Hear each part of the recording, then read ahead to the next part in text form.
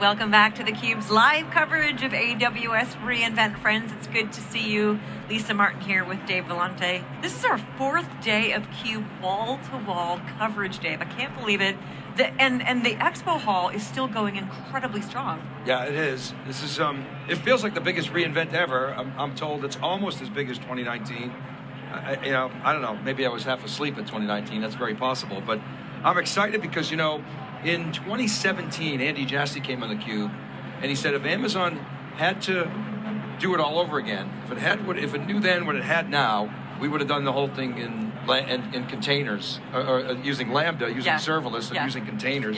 Didn't have that opportunity back then, and I'm excited because Rafay Systems is someone we've worked with a lot and is an innovator in this space. So. Yep, and we're going to be talking with Rafay again. I think it's your 10th time, Haseeb, on the show. Like once or twice. And a great customer is going to talk about their serverless journey. Haseeb Budhani joins us once again, the CEO of Rafay. Great to see you. Rakesh Singh is here as well, the head of cloud and DevOps at Regeneron. Guys, it's great to have you on the program. How are you feeling on day 4 of reInvent? Excitement is as high as ever, basically. Isn't it amazing? That's true. I just need some sleep.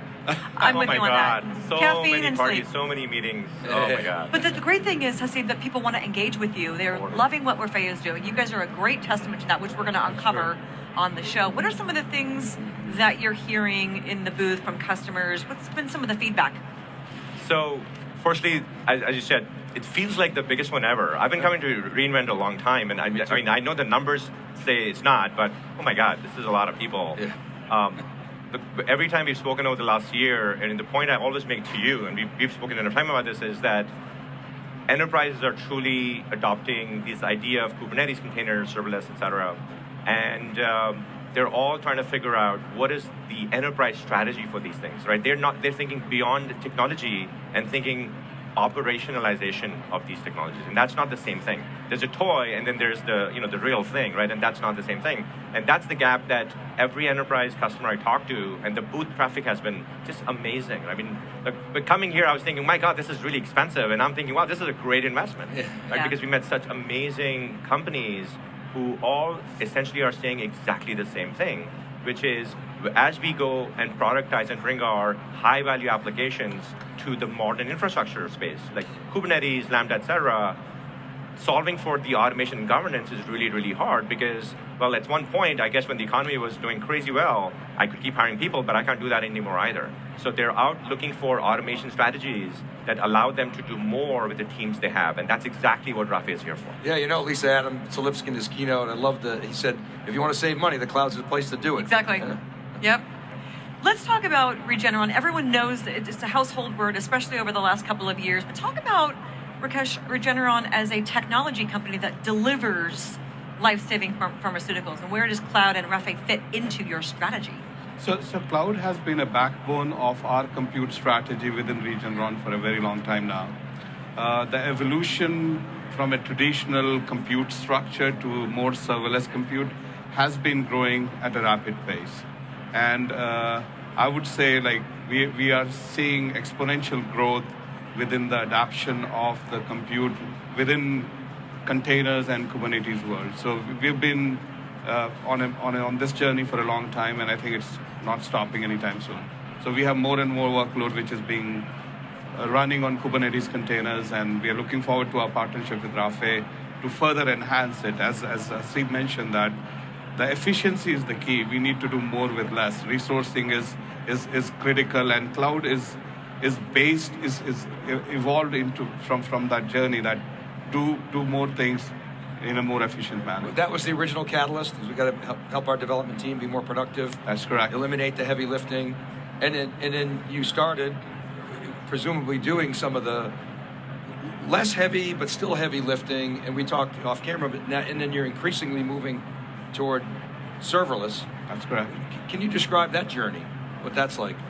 So I think with the whole adoption, the things are taking a much faster pace. Basically, we are putting more compute onto containers, and the DevOps journey is increasingly getting more faster. Go ahead. So I want to really stay on this because I want to understand where Rafay sits in this whole equation. I'm not a developer, but I was talking to a developer yesterday, trying to really understand the benefits of containers and serverless. And I said, take me through what you have to do. And when you're using containers, he says, I got to build the container image, then I got to deploy an EC2 instance, I got to choose it, I got to allocate memory, I got to fence the app in a VM, then I got to run the computing instance against the app, and then, oh, by the way, I got to pay because for all that EC2 that whole time. Mm-hmm. Depending on how you approach serverless, you're going to eliminate a lot of those steps, right? And so that is correct. Like so what we do is basically, like in a traditional sense, the compute is sitting idle at quite a lot, basically. But you're paying, and you're still paying for that. Serverless technologies allows us to use the compute as needed, basically. So whenever you need it, it is available. You run your workload on that, and after that, it shuts down or goes to minimal state, and you don't need to pay as much as you're paying for. And then where do you guys fit in that whole equation? Look, serverless as a paradigm, if you step back from the idea of containers versus Lambda or whatever functions, right? The idea should be that the list you just read out of what developers have to do, here's what they really should do. They should write their code, they should check it in, and they never have to think about it again. That should be the pace. If they want to debug their application, there should be a nice front end where they go and they interact with their application, and that's it. What is Kubernetes? I don't care. That's the right answer. And we did not start this journey as an industry there, because usually the initial adopters are developers who do the heavy lifting. Developers want to learn, they want to solve these problems, but then eventually the expectation is that the platform organization in an enterprise is going to own this platform for me so I can go back to doing my job, which is writing code. And that's where Rakesh's team comes in. So Rakesh's team is building the standard at Regeneron. Whether you're writing a long-lasting app which is going to run in a container, or you're going to write an event-driven application which is going to be a function, whatever, you write your app, we will give you the necessary tooling and plumbing to take care of all these things. And this is my problem, my being Rakesh. Rakesh is my customer. He has his customers. Right? We as Rafay, we have to make Rakesh's team successful because we have to give them the right automation to do all these things so that he can service hundreds, or in his case, thousands and thousands of different individuals. But then collectively, we have to make sure that the developer experience is optimal so that truly they just write their code and EC2 or they don't want to deal with this. In fact, on Monday evening in the Kubernetes keynote by Barry Cooks, one of the things he said was that in a CIO sort of a survey they did, CIO said 80% of the time of developers is wasted on infrastructure stuff and not on innovation. We need to bring that 80% back so that 100% of the work is on innovation, and today it's not. And that's what you do. That's what we do. So in your world, as a developer, I only have to worry about writing my code and what functions I'm going to call. That is correct, and it is important because the efficiencies of a developer need to be focused on doing the things which business is asking for it. The 80% of the work, like to make sure the things are secure, they're done the right way, the standards are followed, scanning part of it, that work, if we can offload to a platform, which, for example, Rafay, saves a lot of work cycles from the developers' perspective. Thank you for that. That's a nice little tutorial on sort of the benefits. Absolutely. Yeah. So you transform the developer experience. That's correct. How does that impact Regeneron's overall business? If we up-level that, give me that view. So with that, like what happens is the key thing is the developer's productivity increases. We are able to do more with less, and that is the key thing to our strategy, that like with the increase in business demand, with the increase in a lot of compute things which we are doing, we need to do, and hiring resources is getting more difficult than ever, and we need to make sure that we are leveraging platforms and tools basically to enable our developers to focus on key business activity rather than doing redundant things and things which we can leverage some other tooling and platform for that purpose. Is this something in terms of improving the developer experience and their productivity, faster time to market? Is this accelerating? That's correct. Is this even like accelerating drug discovery in some cases? So COVID is like a great like example for that. Like we were able to fast track our drug discovery, and like we were able to turn it into an experience where we were able to discover new drugs and get it to the market in a much faster pace. That whole process was expedited using these tools and processes, basically. So we are very proud of that. So my understanding is you're running Rafay on top with the EKS, right? A lot of choices out there. Why? Why did you choose to go in that direction? So Regeneron has heavily invested in cloud recently. over the years, basically, and then we are focusing on hybrid cloud now. That we like, again, these multiple cloud providers or platforms which are coming in. Our strategy is to focus on hybrid cloud, and Rafay is big leader in that particular space, where we felt that we need to engage or partner with Rafay to enable those capabilities, not just on AWS, but across the board. One single tool, one single process, one single knowledge base helps us achieve more efficiencies. Less chaos, less complexity. That's correct. Haseeb, when you're in customer conversations, which I know you've had many this week, but you probably do that all the time, Regeneron is a great use case for Rafay. It's so tangible, life sciences, we all get that, especially coming out of the pandemic. What do you say to customers are the top 3 differentiators of Rafay and why they should go Rafay on top of EKS? So, what's really interesting about these conversations is that, look, we have some pretty cool features in our product. Obviously, we must have something interesting, otherwise nobody would buy our product, right? And we have some, we have access management and zero trust models and cluster provisioning, all these very nice things. But it always comes down to exactly the same thing, which is every large enterprise has started a journey independent of Rafay, because they didn't know who we were. It's fine. Last year we were a young company, now we are a larger company.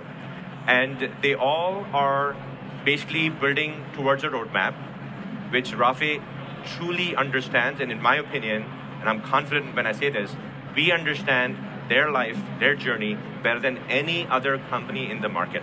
The reason why we have the flurry of customers we have, the reason why the product has the capacity that it does, is because for whatever reason, look, it's skill, luck, that's for the history books, but we have complete clarity on what a pharmaceutical company or a financial service company or a high-tech company, the journey they will take to the cloud and automation for modern infrastructure, we get it, right? And what I'm selling them is the why, not the what.